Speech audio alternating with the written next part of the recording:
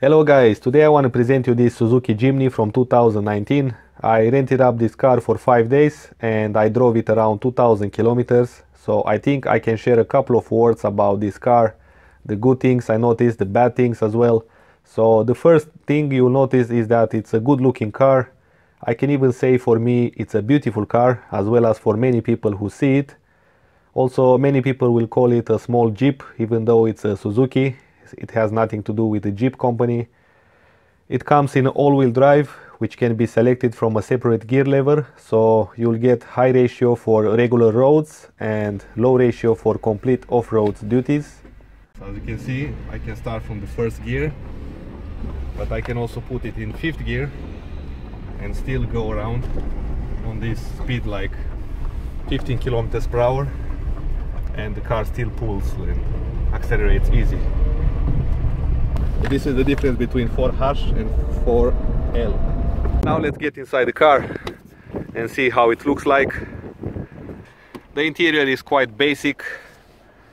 There are not many buttons around or options. The radio is very outdated, but I believe it is possible to install a new one. Down here you've got the climate control, which, by the way, this one is already broken and the car has only 15,000 kilometers on board. Here you can see how much I drove the car, and here is the total kilometers, 15,000 kilometers, which is around 10,000 miles. Here you've got the windows. Down here you've got downhill assist control system, which will use the engine to keep the car from speeding up while driving downhill. Here you can change the traction control, but anyway, when you put it in 4-wheel drive, this one is deactivated automatically. On the steering wheel, the volume of the radio, information about the range, mostly about the fuel and how much you drove. And the funny part is that you can get the instant fuel economy, which will of course vary very fast according to how much you press on the acceleration pedal. You can set as well the speed limit. You can press on this button and then you set it down, and then you can rise it. If you hold it to plus, it will rise with 5 kilometers each. If you press it just one time, it will rise with 1 kilometer only. I drove this car on a highway and off-road as well. I can pretty much say that it's not a highway driver, so if you need a car for a highway, this is not the one, because it has also very poor fuel economy, which I can show you. Is 7.2 liters per 100 kilometers, which is quite a lot for a 2019 car with a 4-cylinder engine and such a low power. And one of the reasons of this poor fuel economy is the aerodynamics of this car. This is like a little box going against the wind all the time, so that's why you can actually feel if the wind is blowing too fast. The car is basically pushed backwards and you need to press more on the acceleration pedal to get the speed constant. The seats are only manually adjustable. You have the length, and you can of course jump back there. One more piece of technology is that when you pass through a sign, like let's say the speed limit of 90 kilometers per hour, you will see the sign down here, and you will always remember that you have a sign, and whatever sign it is on the road, you will see it down here. That's a cool feature to have. And when the car is on 2-wheel drive, you can switch off or on this line assist, which is also quite cool. You've got a 5-speed manual gearbox.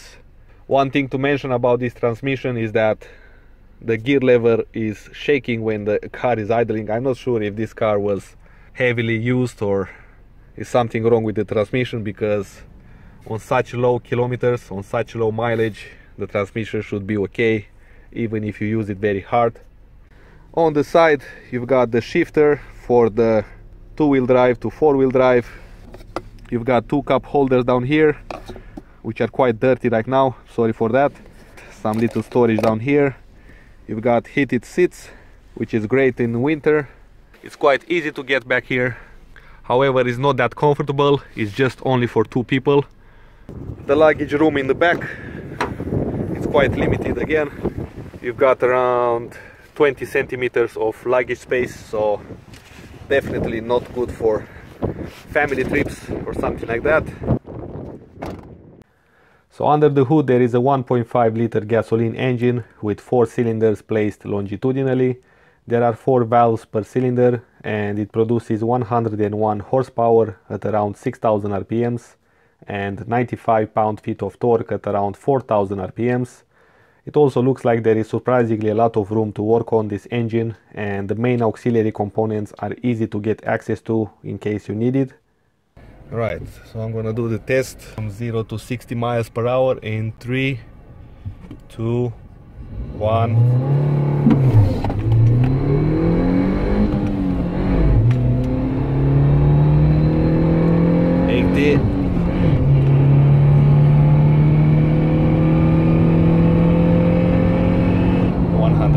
Four-wheel drive, the same test, 0 to 60 miles per hour in 3, 2, 1.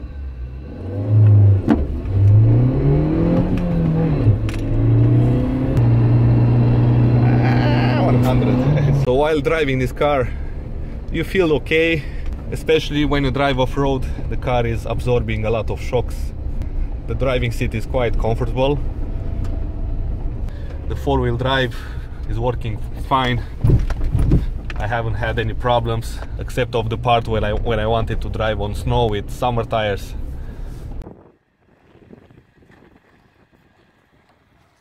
Alright, so finally this is a cool little car to take around for a short trip around your local area and go off-road wherever you want.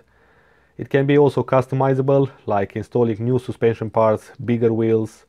Also, I believe that many girls will like this car even more than a Ferrari if she is not a gold digger. There are also many downsides like poor fuel economy, lack of newer technology. This can be for many a deal breaker.